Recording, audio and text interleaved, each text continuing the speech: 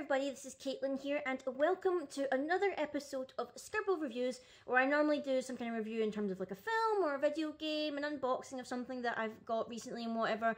This week in particular, I had a bit of a difficult time deciding what one I wanted to review this week in terms of a film. The other week there, I saw two films back to back, and I knew at one point I was like, okay, I'm going to end up reviewing one of these things. The two films I ended up reviewing, I saw at the cinema, was Justice League and Suburbicon. And as I was sat here thinking, oh, well, I don't want to review both of them, I want to review just one of them.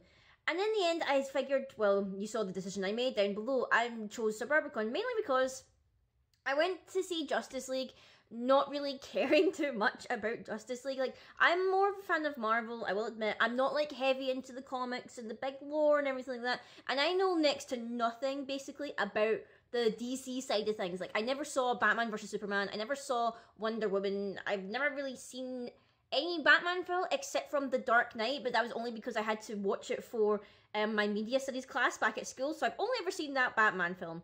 And I figured, if I try to review the Justice League film from the standpoint of someone who doesn't care about Justice League, who doesn't care about DC, and particularly doesn't care about that universe, it's not going to be a good time. I'm probably going to make a lot of people unhappy. So I figured, you know what, I won't attempt to try and review it with my plebeian view of DC. If you enjoy DC, that's well and good for you. It's not my cup of tea, so that's why I decided I will probably review Suburbicon instead. So what is Suburbicon? Well, discussing it, I'll need to address some slight spoilers about the film. So if you haven't seen it yet, probably wait till after this, probably watch it first and then watch this. Or if you don't really care too much and you just want to hear my interpretation of it, then you can go ahead. But it's this really, really weird film. It's got Matt Damon in it. He was the only person I recognised at all. It's like, I'm not quite sure on the time setting of it. There's a lot of, like, race hate in it. So, like, there's a lot of, like, you know, hatred towards black people towards it. So I think the time period is meant to be around maybe the 50s, perhaps 60s, because the televisions they have are still black and white. So I figured, judging from that perspective, it must be maybe early time period.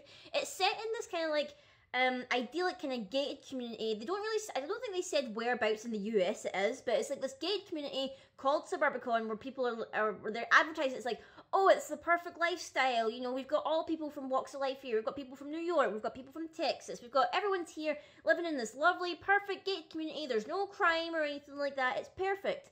And everything seems to go wrong as soon as a black family moves into the community. Now, immediately, I was like, all right, if they ever, like, so, like, picky about who gets to live in this community, why does, if everyone is so against the black people living there, why are they allowed to live there in the first place? And they're like, oh, one of our, like, management people on the team said, oh, because they've got, like, a committee thing who decides who gets to live there, and, like, one guy was like, yeah, we should let them in. And for some reason, the other two were just like, yeah, we hate this decision, but we're going to allow it so that we can make everyone else in the neighborhood angry. And if anything, the black family moving in is more like a red herring to the film. Because when I saw that, I was like, okay, it's going to be about, like, racism and whatnot. It's going to be about that. That's going to be the focus of the film.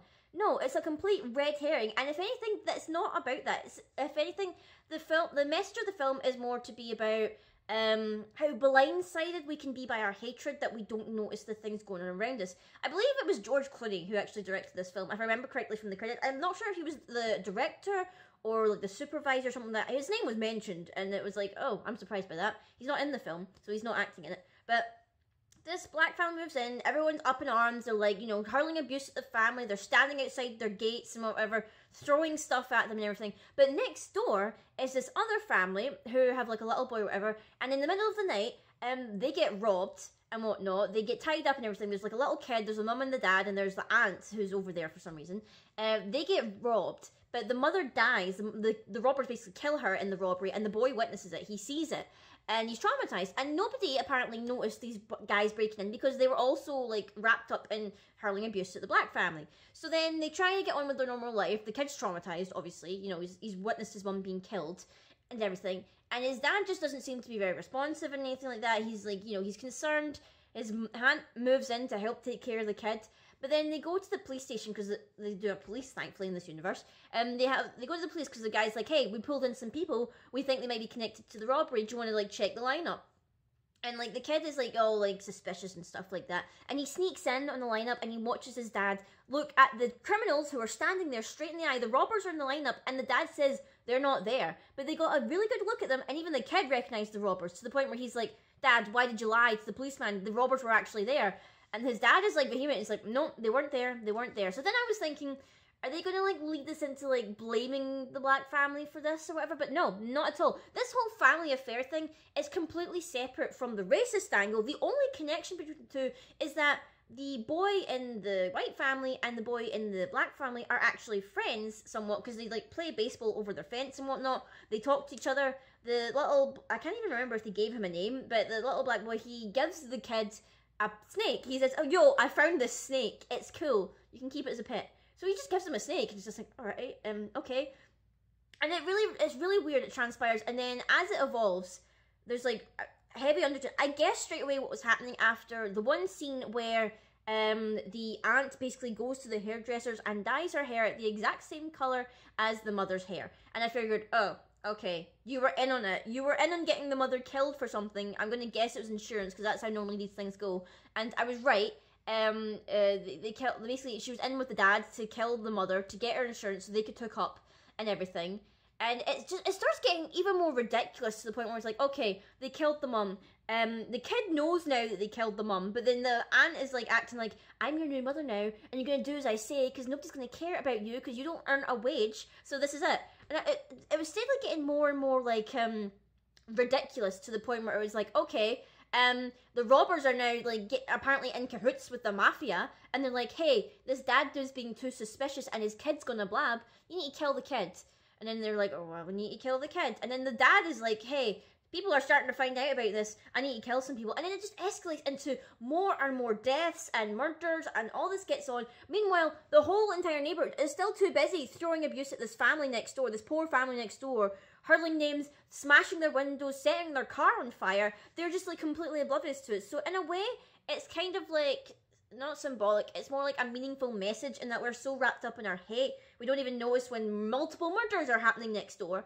And even then, like, after the whole climax of the film, I wouldn't, like, spoil exactly how it ends, but at the end of it, in the morning, when they're clearing up, like, the torn up house or whatever that's happened, they're just like, oh, everything was fine in our neighborhood until these black people moved in. Like, they're not even, like, acknowledging that maybe these white people were killed by their own people, like, in the house. It was just like, oh, so I left the film with a lot of mixed feelings about it. I was like, okay, I get the kind of message they're going for, that you can be blinded by your hate and everything. You're so wrapped up in one thing that you don't see what's happening right before your eyes and everything like that.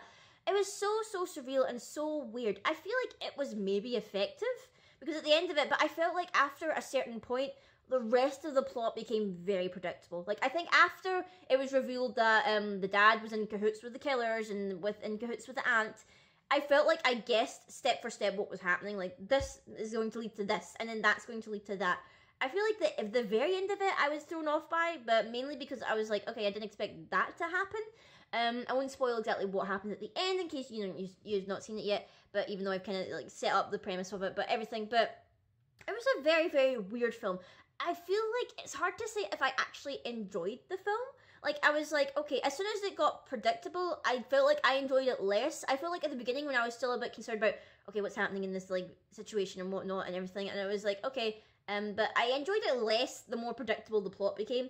There was, like, a few standout moments for me. There's this one scene where the mother of the black family, she's gone to the supermarket and she's doing her shopping, and then the manager at the till is just like, oh, that's $20. And at first I meant that he meant $20 for her entire shopping. She didn't have a lot in the cart.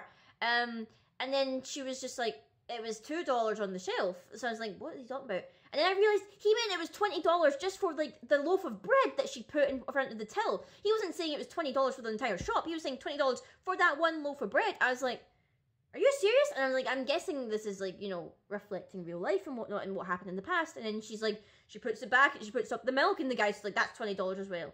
And it was just like, what even? Like, how can you do that? And everyone's just watching. Nobody's offering any help or anything like that. And then she's just like, I guess I'll just need to shop somewhere else. And he's just like, yes, you will. And it was just like that, oh, it was just that stubborn hatred. It was, like, really rubbing me up the wrong way. I was just like, that's awful. But, like, in the entire film, I will give credit, it was like that family, despite all the hatred and the abuse and everything, they were just completely calm and controlled with it. They didn't react, they didn't snap back, they didn't give them a reason to hate them even more. And I admire that about that. The kid was just like, you know, he's playing about in the garden and there are these guys like leering over their fence, like banging drums and shouting abuse and everything like that, and the kid's just playing away. He's just like, I don't care, it's fine, I don't care. He's playing away. And it was like, you know, commendable for that, but at the same time, it's just like everything going on in the house next door was just like, is this actually happening? This is getting a bit more extreme the more this is going on. So by the end of it, I was left with a couple of mixed feelings on it. Can't say that I terribly enjoyed it. Like after the point where I was like, okay, I know what's happening for the rest of this film, I got like, I couldn't enjoy it anymore. But I feel like maybe if you're interested in this kind of like surreal kind of like tense thriller, it's kind of hard to describe what it is actually, because it's not really a murder mystery, because the murders are pretty simple. You see everyone who dies, whatever, and who killed them. But it's more like a kind of like tense, kind of like unraveling of the dark neighborhood kind of thing and whatnot. So yeah, it was a bizarre film. Not sure if I would recommend it, but maybe if you're you know, it's getting a bit quiet. You know, there's still a bit of time and whatnot, so like for a couple of things for the new year, before the year ends, maybe you'd want to watch it. I'm not too sure. Definitely maybe not one I'd be like a highlight of the year. But I suppose it'd be easier to talk about than me talking about Justice League, because obviously I can't really give myself a too high opinion of it because of the way I felt towards DC and everything like that. But I hope you enjoyed this review, guys. I hope you enjoyed me trying to explain my thoughts and my feelings about this very, like, really confusing film and whatnot. Let me know if you've seen the film, guys, what you think of it. Do you think that it's, like, it's kind of weird? We've been getting a lot of films lately where it's kind of set up this really good premise, but I feel like the delivery and how predictable the story around the premise is, it's just made, like, some films just, like, not that good in this year and whatnot. So let me know what you guys think, and I will see all you guys later.